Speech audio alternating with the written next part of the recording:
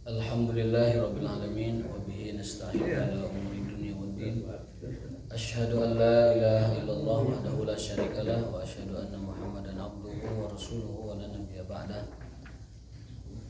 Addal amanah wa balagha risalah wa nasahal ummah wa jahada fillahi haqqa jihadi hatta atahul yaqin. Tarakana 'alal mahajjatil bayda lailuha kanahariha la yazighu anha illa halik. Allahumma shalli wa sallim ala nabiyina Muhammadin wa alihi wa sahbihi wa sallim. Wardallahumma an sadatina Abi Bakrin wa Umar wa Utsman wa Ali wa an sahabati Rasulillahi ajmain. Allahumma subhanaka la ilma lana illa ma 'allamtana wa 'allimna ma yanfa'una wa zidna ilman. Allahumma rabbana atina fid dunya hasanah wa fil akhirati hasanah wa qina adzabannar. Amin ya rabbal alamin. Hadis Bukhari nomor hadis 625, hadis terakhir itu ya Bapak sekalian. Tentang ini hadis riwayat Anas bin Malik dari Nabi SAW bahwa seorang sahabat yaitu Abu Talhah pulang ke rumahnya dari sebuah acara dengan Rasulullah SAW. Beliau pulang ke rumahnya dan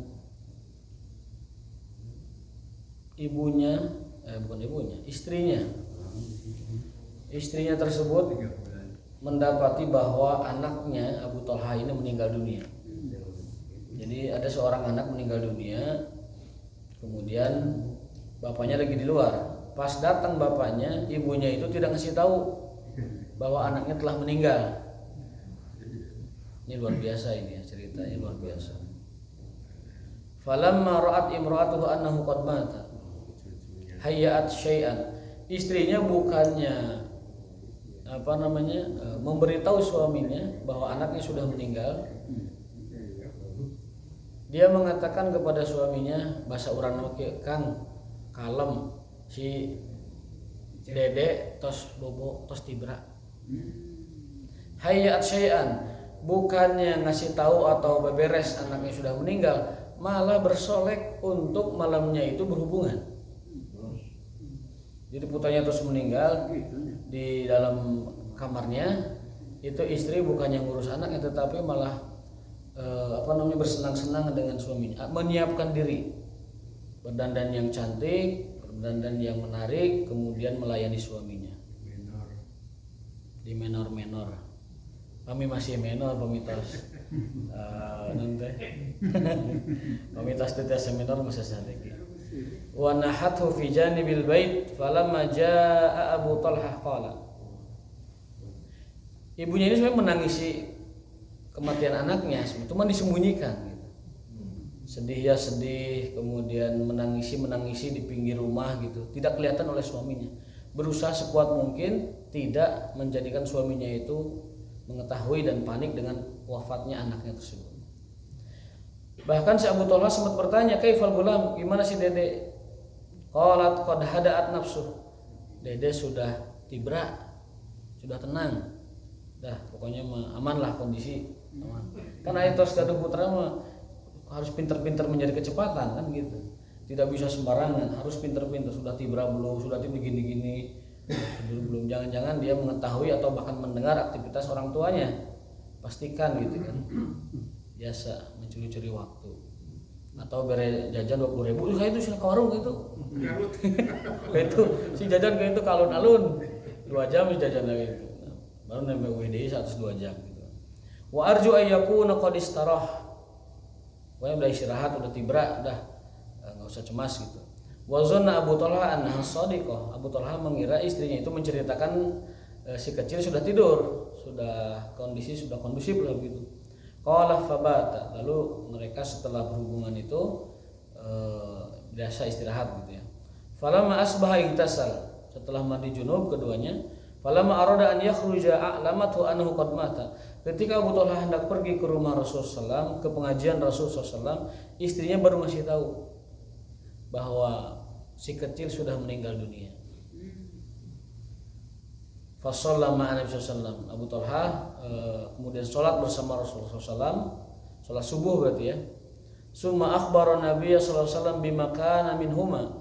Kemudian Abu Talha bercerita kepada Nabi SAW apa yang terjadi, bahwa malam anaknya meninggal dunia tapi istrinya menahan diri tidak membuat suaminya panik, lalu mereka berhubungan badan. Kemudian setelah itu bangun subuh, mandi junub, pergi ke masjid Rasulullah SAW. Apa yang Rasul katakan? Faqala Rasulullah SAW, la'allallaha an yubarika lakum fi lailatikum. Semoga Allah memberikanmu keberkahan dari malam yang telah kalian lalui hari ini. Qala rajulun min al-ansar, disebutkan bahwasanya Abu Talha ini setelah wafatnya anak tersebut dikaruniai 9 anak berikutnya. Itu yang didoakan Nabi, barakallahu lakuma fi lailatikum. Semoga Allah memberikan kalian keberkahan di malam ini. Barakallahu fi lailatikum. Itu doanya kalau kita mendoakan orang lain supaya mendapatkan keberkahan. Barakallahu lakuma fi lailatikum. Semoga Allah memberkahi kalian di malam kalian tersebut. Kulluhum qad qara'al Qur'an, seluruhnya hafal Quran dan ahli Quran, yang 9 anak itu. Jadi Allah ganti 1 dengan 9, dan 9 ini adalah ahli Quran. Ya, luar biasa. Itu hadis yang terakhir kita bahas. Pelajarannya adalah bahwa sesedih-sedihnya manusia itu hendaklah tidak sampai membuatnya gusar dan lupa diri, dalam arti kata seperti yang dilakukan oleh orang-orang jahiliyah. Di hadis sebelumnya kita sudah membaca, inna Rasulullah, sungguhnya Rasulullah SAW bari'a, berlepas diri atau tidak mau menolong, tidak mau ikut-ikutan, tidak mau bertanggung jawab. Dari siapa? Dari orang-orang yang pertama as-saliqah, yang gogorowokan kalau ada yang meninggal dunia. Jadi panik dan kehilangannya itu sampai teriak-teriak gitu di mana-mana gitu. Yang kedua al-haliqah, orang yang mencabik-cabik muka mereka dan badan mereka gitu karena saking meratap kepergian orang yang dicintainya. Dan yang ketiga asyaqah, orang yang merobek-robek baju karena meninggalnya orang yang dikasihinya. Jadi Rasulullah berlepas diri dari 3 orang. Yang pertama orang yang gogorowokan ketika ada yang meninggal dunia. Yang kedua orang yang mencakar-cakar muka dan badan. Yang ketiga orang yang merobek-robek pakaian gara-gara meratapi kepergian seseorang. Itu Rasul berlepas diri. Makanya hadis berikutnya yang tadi kita baca menguatkan bahwasanya hati boleh sedih, air mata boleh bercucur, kesedihan boleh ditangisi, tetapi satu, tidak boleh berkata selain apa yang Allah ridhoi, yaitu innalillahi wa inna ilaihi raji'un. Dan bisa juga ditambah ahsanallahu azzaak wa a'zama ajrak wa ghafara limayyitik, itu boleh. Boleh juga Allahumma ighfir lahu warhamhu wa'afihi wa'fu anhu. Boleh juga lillahi ma akhadha wa lahu ma a'ta wa kullun bi ajalin musamma faltasbir wal tahtasib. Ayat itu ungkapan untuk orang yang meninggal dunia buat keluarganya. Tapi untuk orang kafir hanya satu yang dibolehkan, innalillahi wa inna ilaihi raji'un. Doanya enggak boleh, istighfarnya enggak boleh, kemudian berdoa memberikan pahala juga enggak boleh. Jadi yang dibolehkan hanya 2, paling kalau mau takziah menguatkan dalam arti kata menghibur, yang kedua adalah mengucapkan innalillahi wa inna ilaihi untuk orang kafir. Kalau untuk orang muslim itu harus lengkap, fardu kifayahnya lengkap, takziah, kemudian mengurus jenazah, kemudian menyolatkan, menguburkan dan sampai akhir. Nanti kita bahas satu persatu. Itu nomor 625. Innal aina tadma'u wal qalba yahzinu wa la naqulu illa ma yarda rabbuna wa inna bi firaqika ya Ibrahim. Ketika Rasulullah SAW kehilangan Ibrahim alaihissalam, Ibrahim maksudnya putranya ya radhiyallahu taala anhu. Ketika Rasul kehilangan putranya Ibrahim, Rasul menangis. Lalu Abdurrahman bin Auf bertanya, "Ya Rasulullah, apakah engkau juga menangisi kepergian seseorang?" Rasul menjawab, "Innaha rahmah." Itulah rahmat Allah yang dititipkan pada setiap hati manusia. Itulah rahmat Allah yang dititipkan kepada setiap hati manusia. Jadi menangisi almarhum, menangisi mayit itu boleh, ya. Kemudian bersedih boleh, bercucur air mata boleh. Rasul mengatakan innal aina tadma'u, mata itu bercucur air mata, wal qalba yahzinu, hati itu bersedih, wala naqulu, tapi kita tidak ingin mengatakan kecuali yang Allah ridhoi, yaitu innalillahi wa inna ilaihi raji'un.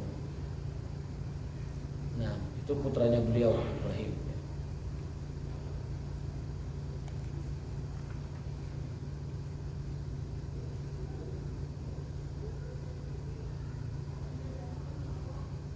Nah, berikutnya adalah Rasul sallallahu alaihi wasallam diceritakan dalam hadis Abdullah bin Umar mengunjungi Sa'ad bin Ubadah yang sedang kesakitan sakratul maut. Falamma dakhala ketika beliau sampai ke rumahnya, ternyata Sa'ad sudah meninggal dunia di pangkuan istrinya. Jadi banyak kebiasaan, termasuk Nabi SAW meninggal di pangkuan istri itu bagus. Kalau bisa meninggal itu di pangkuan istri. Makanya istri ti ayeuna ajaran tahlil. Ajarkan tahlil talqin. Ajarkan istri itu talqin. Rasul meninggal di pangkuan Aisyah. Sa'ad bin Ubadah juga meninggal di pangkuan Aisyah. Di pangkuan istrinya. Di pangkuan istrinya, keluarganya. Itu diajarkan mereka talqin supaya jadi kita lagi sakaratul maut, istri yang mentalkinkan. Jangan nungguin orang lain, jangan ustad, mun ustad na aya, mun teu aya. Itu sakeburu los kan begitu. Nah, keluarga itu diajarkan, anak-anak juga ajarkan, terutama pasangan, ya, terutama pasangan. Qalu la ya Rasulullah, fa baka Nabi sallallahu alaihi wasallam falamma ra'al qauma buka an-nabi bakau. Nabi menangis dengan kepergian sahabatnya Sa'ad bin Ubadah. Faqala ala tasma'un innallaha la yu'adzibu bidamil ain. Allah tidak akan mengazab mayit dengan tangisan ahli warisnya. Wala bihusnil qalbi, juga tidak dengan kesedihan ahli warisnya dan orang yang mendatangi mentakziahnya. Walakin yu'adzibu biha wa asyara ila lisani. Tapi Allah akan mengazab si mayit kalau ahli warisnya itu lisannya tidak dijaga.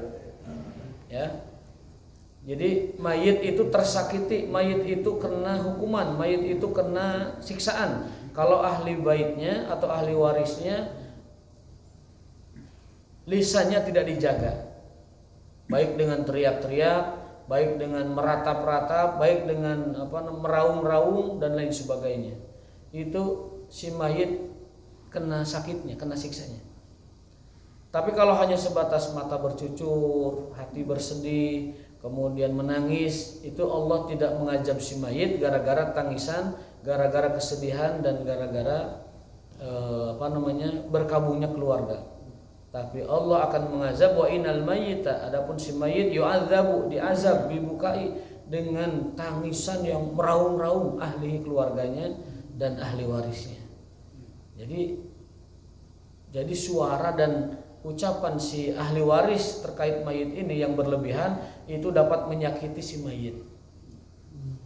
Ini hadisnya hadis sahih riwayat Abdullah bin Umar dalam kitab Bukhari. Jadi kalau ada yang meninggal, jangan meraung-raung, jangan menangis-nangis dalam arti berlebihan, apalagi berkata-kata yang tidak Allah ridhoi.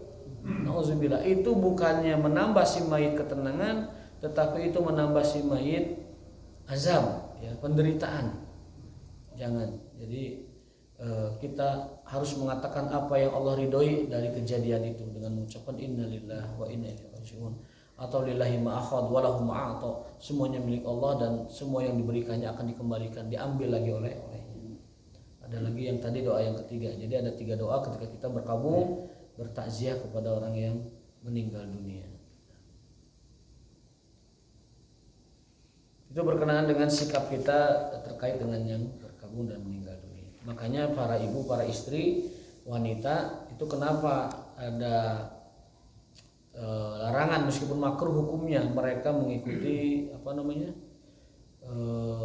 sampai ke pemakaman, sampai ke kuburan. Bukan apa-apa, karena mereka hatinya lemah.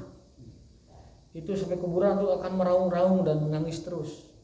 Meskipun boleh, tapi makruh hukumnya. Tetapi itu hikmahnya adalah karena wanita itu lemah hatinya.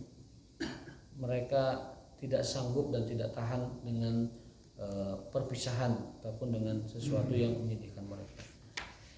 Rasul bersabda, yang namanya berkabung bela sungkawa itu hanya 3 hari. Al-ihdadu salas, berkabung bela sungkawa itu 3 hari.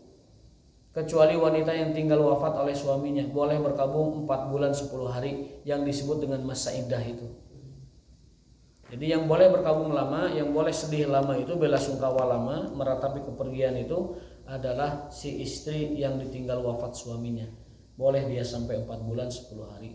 Karena itu hikmah dari iddah wanita yang ditinggal wafat suaminya itu demikian.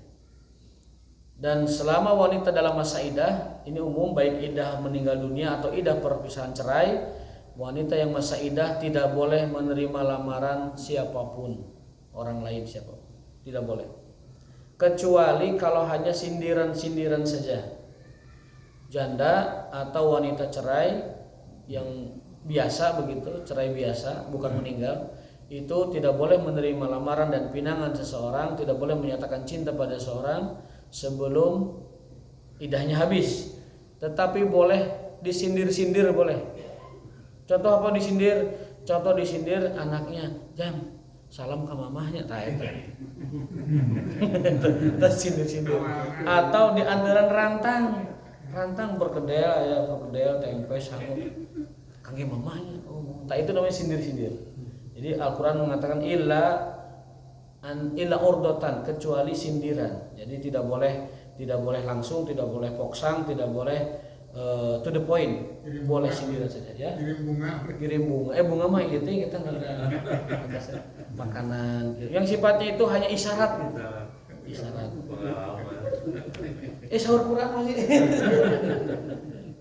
Jadi tidak diperbolehkan mereka itu menawar seseorang lelaki menawarkan diri atau dianya juga menawarkan kepada orang lain, itu tidak boleh sampai iddahnya selesai. Yang boleh itu adalah mengisyaratkan saja, mengirim isyarat ya. Bila urutan untuk nikah, nah boleh itu isyarat. Ya, isyarat umum ya, tidak ada batasannya kan isyarat. Batasannya mungkin secara kepatutan dan secara tradisi, jangan sampai itu menyatakan cinta gitu, atau menyatakan berminat atau berhasrat kepada janda tersebut. Tapi isyarat-isyarat itu boleh. Tapi seperti tadi kirim makanan ya, kemudian kirim salam, nanyain kabar, gimana mama kabarnya, nah itu boleh, karena itu isyarat ya. Atau di grup itu mulai nyenggol-nyenggol dikit lah kalau ada gitu, senggol-senggol boleh. Yang nggak boleh itu menyatakan itu nggak boleh sampai iddahnya selesai ya, sampai iddahnya selesai. Kalau yang cerai itu adalah 3 kali suci, 3 kali haid. Kalau yang meninggal itu 4 bulan 10 hari. Kalau yang sudah menopause atau masih kecil taruhlah dinikahi, itu yang sudah tidak haid 3 bulan itunya masa iddahnya. Itu beberapa hukum telah fikih. Kalau di masa iddah talak 1 tidak dirujuk, baik rujuk yang terang-terangan, rojak tuki aku rujuk kamu, atau rujuk yang tidak terang-terangan, kinayah kias dengan cara keketayapan asup kamar, gabruk ya langsung. Itu namanya rujuk tidak langsung atau rujuk kinayah. Rujuk ada 2, ada rujuk sorry, rujuk kinayah. Rujuk sorry itu dengan pernyataan, rujuk yang kinayah itu dengan isyarat. Contoh dengan isyarat tadi, tiba-tiba ngajak ke kamar, tiba-tiba keketayapan, loncat di jendela terus aya di kamar. Nah, itu rujuk berarti. Itu rujuk. Kalau iddah talak 1 tidak dirujuk, jatuh ke talak 2. Kalau mau balik lagi wajib dengan mas kawin baru dan akad baru. Tidak usah ramean di rumah aja, panggil walinya, dinikahkan kembali. Ya, saksi nama seorang, dua orang misalnya yang dekat, keluarga boleh, non keluarga juga boleh, kalau saksi bebas. Jadi itu caranya. Kalau kita lewat iddah 1 tidak dirujuk, maka masuk ke talak 2. Itu harus kalau balik lagi dengan mas kawin baru dan ijab qabul yang baru. Tidak usah ramean, cukup keluarga saja yang tahu.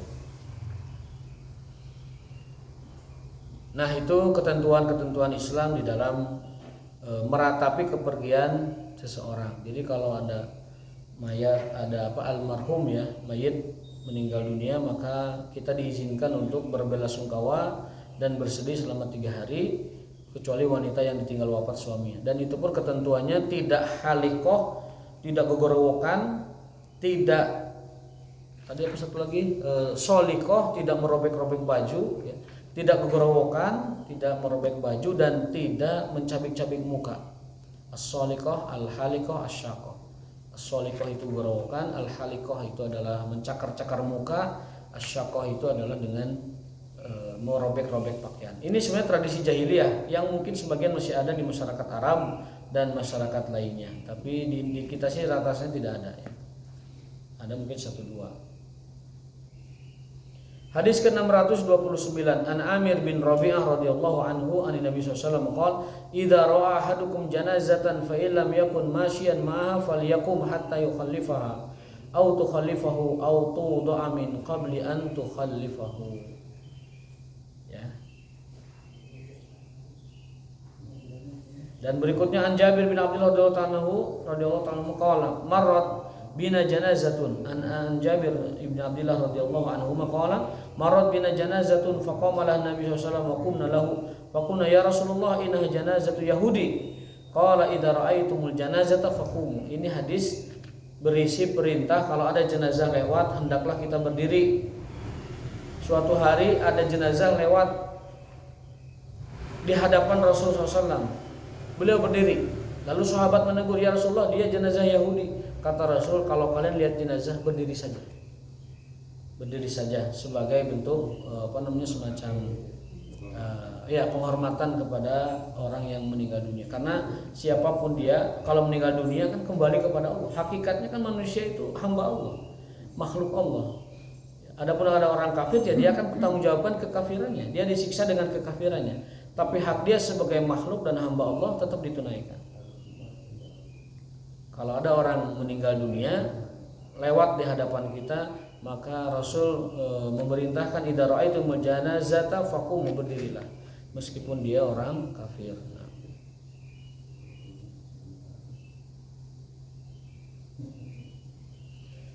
Berikutnya adalah an Abi Sa'id al-Khudri radhiyallahu ta'ala anhu anna Rasul sallallahu alaihi wasallam qala idza wudiyatil janazatu wa ihtamalaha ar-rijalu ala anaqihim fa in kanat salihatan qalat qaddimuni wa in kanat ghairu salihatin qalat ya wailaha aina yadhhabuna biha yasma'u sawtaha kullu syai'in illa al-insan law walau sami'ahu shayqa. Jadi ini berita gaib Rasulullah dari Allah SWT. Jadi kita tidak diberi kemampuan untuk mengetahui itu. Ketika jenazah dipangku oleh para pembawa jenazah di keranda itu,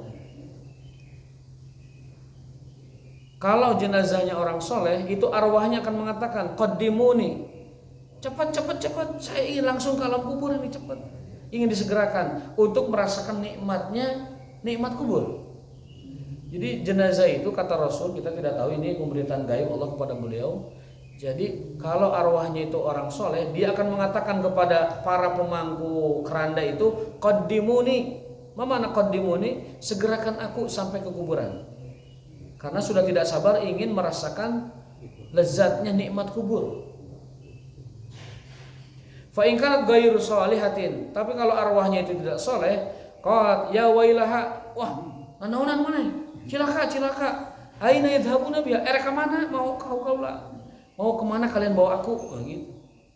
Jadi si arwah nate kekoceakan dina keranda teh. Mau kalian bawa kemana aku? Yasma'u sautaha, suara itu terdengar oleh seluruh makhluk Allah, illal insan, kecuali manusia. Jadi kekoceakan jenazah ke dipangku kuno mawa keranda itu didengar oleh malaikat, didengar oleh jin, didengar oleh setan, didengar oleh binatang. Jadi binatang itu mendengar jenazah yang dipangku itu yang dibawa oleh para pembawa keranda, mendengar itu. Illal insan, kecuali manusia. Tidak Allah kasih kemampuan mendengar koceak-koceakan, gorowokan ahli mayit si mayit itu. Bahkan azab kubur pun itu semua makhluk mendengar kecuali jin dan manusia. Karena jin dan manusia ini adalah makhluk taklif, bukan makhluk biasa. Kenapa makhluk taklif?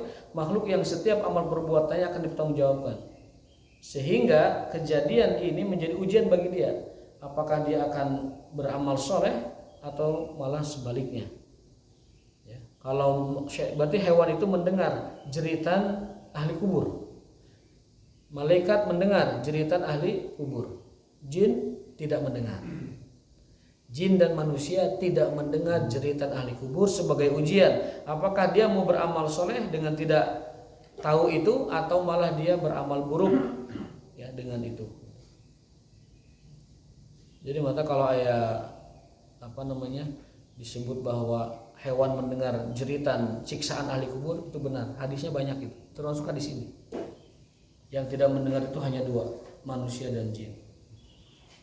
Adapun orang yang dibawa di keranda, lalu arwahnya mengatakan kalau soleh, qaddimuni, segerakan aku. Kalau arwahnya tidak soleh, dia mengatakan mau dibawa kemana aku ini. Itu hanya didengar oleh makhluk Allah lain kecuali manusia. Ya, kecuali manusia. Suatu hadis disebutkan juga dalam sebuah riwayat, Rasulullah SAW sedang melewati sebuah kuburan dengan sahabatnya. Tiba-tiba beliau terdiam sebentar. Ambilkan itu pelepah kurma. Lalu dipotonglah pelepah kurma, ditancapkan oleh beliau ke kuburan seseorang itu. Kemudian sahabat bertanya, ya Rasulullah, kenapa Anda tertegun dan mengambil pelepah kurma? Kata beliau, aku mendengar siksaan kuburnya. Innahuma la yu'azzaban wa ma yu'adzabani fi kabir. Kedua orang ini sedang disiksa di alam kuburnya, dan mereka disiksa bukan karena dosa besar, tapi dosa kecil. Wa ma yu'adzabani fi kabir. Bukan dosa besar disiksa, tapi dosa kecil. Apa itu? Kalau pipis tidak bebersih. Yang pertama. Yang kedua, suka ngadu domba kepada si A dan si B, memperkeruh suasana. Jadi ada dua orang yang terancam azab kubur, yaitu orang yang kalau pipis tidak bebersih. Hati-hati yang masuk di jalan lah utamanya. Kecuali terpaksa dan nanti ke rumah ganti pakaian, itu mungkin silahkan. Tapi kalau orang yang sengaja dia tidak bebersih dalam pipisnya, dia adalah disiksa di alam kubur. Kenapa? Karena kondisi suci bersihnya kelamin itu adalah syarat sahnya sholat. Berarti orang yang jarang bebersih, tidak bebersih, dipastikan orang itu tidak sholat atau jarang sholat, atau sholatnya asal-asalan. Yang kedua adalah sering mengadu domba orang lain. Rasul dikasih tahu oleh Allah SWT, dimampukan Rasulullah mendengar jeritan penghuni kubur itu semata-mata karena Allah mampukan beliau, izinkan beliau mendengar jeritan ahli kubur. Yang lain mah tidak ada. Jadi jangan percaya kalau ada orang mengklaim bisa mendengar azab kubur, baik dengan alat maupun langsung. Karena dulu pernah viral, ada ilmuwan katanya, arkeolog mana itu Rusia atau penambang Rusia gitu. Ketika menggali tanah, tiba-tiba alat komunikasi mereka itu merekam sesuatu, jeritan-jeritan dan lain sebagainya. Lalu oleh mereka dikatakan, entah oleh pembuat narasi atau oleh mereka, itu adalah siksaan ahli kubur. Itu tidak dapat dikonfirmasi dan tidak dapat dipercayai. Kenapa? Karena manusia tidak dimampukan untuk mendengar siksaan ahli kubur, kecuali Rasulullah memang Allah mampukan, dan juga makhluk-makhluk lain seperti binatang, seperti malaikat dan lain-lain memang mendengar jeritan ahli kubur. Tapi jin dan manusia tidak diberi izin dan kemampuan untuk mendengarkan jeritan ahli kubur. Kecuali Rasul, itu pun semata-mata karena diberitahu oleh Allah Subhanahu wa taala, diperdengarkan kepada beliau. Jadi itu kondisi arwah orang yang meninggal dunia ketika dibawa di keranda oleh pemangku keranda tersebut. Mereka mengatakan kalau orang yang soleh ingin segera dimakamkan. Kalau orang yang tidak soleh malah bertanya-tanya si arwah itu, mau dibawa kemana saya? Aina yazhabun biha. Baik, selanjutnya an Abi Hurairah radhiyallahu anhu an Nabi sallallahu alaihi wasallam qala asri'u bil janazah fa in taku solihatan fa khairun tuqaddimunaha wa iyyaku siwa dzalika fa syarrun tad'unahu an riqabikum. Nah ini Pak, di sini cukup bahasa kitanya mah negur keras banget, nendang banget ini. Ya. Dari Abu Hurairah radhiyallahu taala anhu dari Nabi sallallahu alaihi wasallam, beliau bersabda, asri'u bil janazah, segera urusi jenazah itu, segera kubur, segera makamkan jenazah itu, jangan lama-lama. Fa in taku solihatan, kalau dia jenazah yang soleh, maka itu adalah lebih baik bagi jenazah itu karena segera menikmati indahnya alam kubur.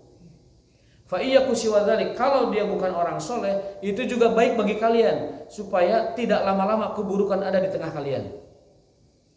Jadi maksudnya kalau ada jenazah segera makamkan. Lamun dia jenazahnya soleh, itu baik buat dia karena dia segera menikmati alam kubur. Tapi kalau dia jenazah yang buruk, baik bagi kalian, telilalilah aya keburukan di tengah kalian. Gitu. Jadi kalau orang bangor, bangkawarah, kafir atau lain sebagainya, justru segera kuburkan tinggal supaya di tengah-tengah kita tidak lama keburukan berada. Segera. Karena eta keburukan juga lama-lama di kita tidak baik juga. Jadi kalau arwah orang buruk segera makamkan. Bisa keburukan itu membuat kalian merasa gimana gitu. Tapi kalau dia arwah yang soleh segera, karena buat dia itu adalah keuntungan. Jadi menyegerakan pemakaman itu sebuah keuntungan. Kalau orangnya baik, keuntungan buat dia. Kalau orangnya tidak baik, keuntungan buat kita. Jadi telami-lami ngantapkan jenazah itu. Jadi intinya menyegerakan pemakaman itu adalah perintah Rasulullah SAW kepada kita umat Islam. Kalau jenazahnya baik, baik untuk si mayit. Kalau jenazahnya buruk, baik untuk kita. Segera dia dimakamkan di tanah.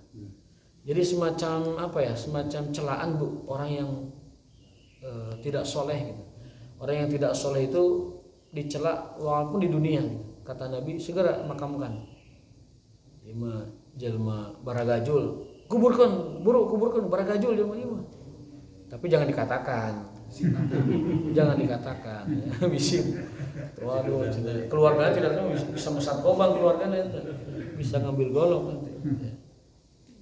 Tapi cukup dalam hati saja. Dan kita tidak tahu kan hakikat seseorang. Bisa jadi dia sebelum meninggalnya malah bertaubat kepada Allah, kita tidak tahu ya. Dan dia dapat mengucapkan kalimat tauhid la ilaha illallah. Padahal hasba zahirnya, karena kita kan menghukumi seorang dengan yang zahir. Ya. Nahkum bil zahir, kita menghukumi orang dengan yang kasat mata saja. Wallahu yatawalla sarair. Rahasia dan hakikatnya kita pasrahkan kepada Allah. Jadi menghukumi orang itu sesuai dengan yang kasat mata saja. Kita tidak menghukumi dengan yang batin, tidak menghukumi dengan yang sesuatu yang tidak kita bisa lihat. Hadis yang ke-634 ini mungkin teguran buat kita juga, terutama orang-orang yang sudah ada di kota ya. Karena orang di kota itu kadang malas mengantar jenazah. Saya pernah lihat di sebuah tempat di Bandung gini, yang mengantar tuh hanya 4 orang 3 orang ke pemakaman. Padahal itu pahalanya besar sekali. An-Nafi' rahimahullahu taala hudisa Ibnu Umar radhiyallahu anhuma anna Abu Hurairah radhiyallahu anhu. Ini riwayatnya banyak sekali dan riwayatnya disebut dengan mata rantai emas silsilah riwayatan hadis, artinya hadisnya grade E lah. Sahihnya tuh luar biasa, sahih banget. Yaqulu, berkata Abu Hurairah, dari Abu Hurairah diriwayatkan Ibnu Umar, kemudian dari Nafi ya. Semuanya dari Rasul SAW. Nafi dari Ibnu Umar, dari Abu Hurairah, dari Nabi SAW. Ini emas dalam ilmu sanad ya. Man tabi'a janazatan falahu qirat. Barang siapa yang mengikuti jenazah, maka dia mendapatkan satu pahala gunung. Satu pahala sebesar gunung atau qirat. Ya. Faqala aksaru Abu Hurairah alaina. Abu Hurairah sampai mengulang-ulang hadis itu sebanyak-banyaknya. Fasaddaqat Aisyah membenarkan Abu Hurairah dan mengatakan, aku mendengar Rasulullah SAW bersabda. Faqala Ibnu Umar juga mengatakan, laqad farratna fi qarari katsira. Kami sangat berlebihan menyampaikan hadis qirat ini. Jadi Abu Hurairah, Ibnu Umar dan Aisyah menyatakan kami benar-benar memotivasi umat Islam dan menyampaikan sebanyak-banyaknya tentang keutamaan mengantar jenazah. Menyolatkan jenazah pahalanya 1 qirat, 1 gunung Uhud mensolatkan. Dan mengantar ke pemakaman itu juga pahalanya 1 qirat, 1 gunung Uhud. Jadi kalau digabung menyolatkan dan mengantarkan, maka dia mendapatkan pahala sebesar 2 qiratan atau qirataini. 2 qirat. Itu setara dengan 2 gunung Uhud. Jadi kalau ada jenazah jangan malas atau jangan tidak mau ya untuk mensolat, minimal mensolatkan, kita dapat pahala sebesar qirat. Kalau mau tambah lagi 1 qirat, antarkan ke pemakamannya, kita dapat 2 qirat ya. Mudah-mudahan ini menjadi motivasi, jangan sampai kita tidak menunaikan hak seorang muslim, yaitu apabila mereka meninggal dunia disolatkan dan diantarkan ke pemakaman. Kecuali memang ada keperluan atau darurat yang tidak bisa ditinggalkan, itu silahkan, karena hukumnya memang fardu kifayah, tapi pahalanya sangat besar. Aisyah, Abu Hurairah dan Ibnu Umar terus-terusan menyampaikan hadis ini, fa'aksaro, bahkan farroto itu bisa dikatakan berlebihan dalam menyampaikannya tentang keutamaan ini gitu. Saking pentingnya seseorang mensolatkan jenazah dan mengantarnya ke pemakaman. Berikutnya hadis ke-635, ini berkenaan dengan kebiasaan orang-orang Yahudi. An Aisyah radhiyallahu anha an Nabi sallallahu alaihi wasallam qala fi maradihi alladhi mata fihi. Ketika Rasulullah sallallahu alaihi wasallam menjelang wafat beliau, Aisyah mendengarkan beliau berucap. Jadi ketika beliau dipangku oleh Aisyah dalam pelukan Aisyah ketika beliau sallallahu alaihi wasallam meninggal, itu sempat menyampaikan sesuatu. Pesannya begini: La'anallahu al-yahuda wan nasara. Semoga Allah melaknat bangsa Yahudi dan bangsa Nasrani. Ittakhadhu qubur anbiya'ihim masajid atau masjidan. Karena mereka orang Yahudi, orang Nasrani menjadikan kubur nabi-nabi mereka sebagai masjid. Jadi Allah melaknat bangsa Yahudi dan bangsa Nasrani karena mereka menjadikan kubur nabi mereka sebagai masjid. Qalat walaula dzalika la abrazu qabrahu ghairu anni akhsha an yutakhadha masjidan. Lalu Aisyah mengatakan, aku juga khawatir ya, kuburan beliau sallallahu alaihi wasallam dijadikan sebagai masjid. Aisyah khawatir kuburan beliau dijadikan masjid juga. Tapi alhamdulillah tidak, karena beliau wafat dan dimakamkan di rumahnya. Ya, kemudian disandingkan dengan Abu Bakar Siddiq lalu Umar bin Khattab. Adapun sekarang berada di kawasan masjid karena memang masjidnya mengalami perluasan, bukan ditempatkan di masjid karena beliau dimakamkan di rumah beliau. Lalu masjidnya mengalami perluasan di zaman Abdul Malik bin Marwan, terus melebar meluas dan sebagainya. Itu pertama. Yang kedua, kenapa makam beliau dicor dengan tembaga dan baja? Ada ceritanya, pernah saya ceritakan. Seorang khalifah dari dinasti Ayyubi, itu namanya khalifah tersebut Al-Amir Nuruddin Zangki. Muhammad Nuruddin Zangki itu seorang pemimpin di masa kekhalifahan Bani Saljuk. Bermimpi, di dalam mimpinya sebanyak 3 kali 3 malam itu, bermimpi bahwa Rasulullah SAW memanggil beliau. Memanggil Zangki ini, namanya Zangki, bukan Jeki, Pak, Zangki. Ya Zangki, ya Nuruddin, datanglah ke Madinah. Jadi dia disuruh oleh Rasul ngagupayan beberapa kali. Mimpi pertama beliau tidak gubris, mimpi kedua tidak gubris, mimpi ketiga baru beliau penasaran dan bertanya kepada para ulama. Saya 3 malam 3 hari bermimpi terus ketemu Rasulullah dan menyuruh saya untuk pergi ke Madinah. Kata para ulama, berangkatlah kamu bawa pasukan ke Madinah dan cari apa yang terjadi di sana. Maka Nuruddin meninggalkan daerahnya, pergi ke Madinah bersama beberapa pasukan. Itu singkat cerita saja. Tiba-tiba setelah diteliti dan diselidiki oleh para intelnya, para intelijennya dan para petugas keamanannya, didapati ternyata ada orang Yahudi sedang menggali lubang dari rumahnya, dia ngontrak di Madinah sampai ke makam Nabi SAW. Jadi orang Yahudi itu memang ingin mencuri jasadnya Nabi supaya nanti dikatakan bahwa tidak ada kuburan siapa-siapa di situ. Orang Yahudi berusaha untuk mengambil jenazah Nabi SAW. Digali parit, lubang sampai ke makam Nabi. Nah, itu diketahui oleh Nuruddin Zangki. Ini singkat cerita. Sebelumnya sebenarnya ada drama dulu. Orang itu tidak ngaku, si orang Yahudi 2 orang tidak ngaku. Rumahnya digeledah tidak ngaku.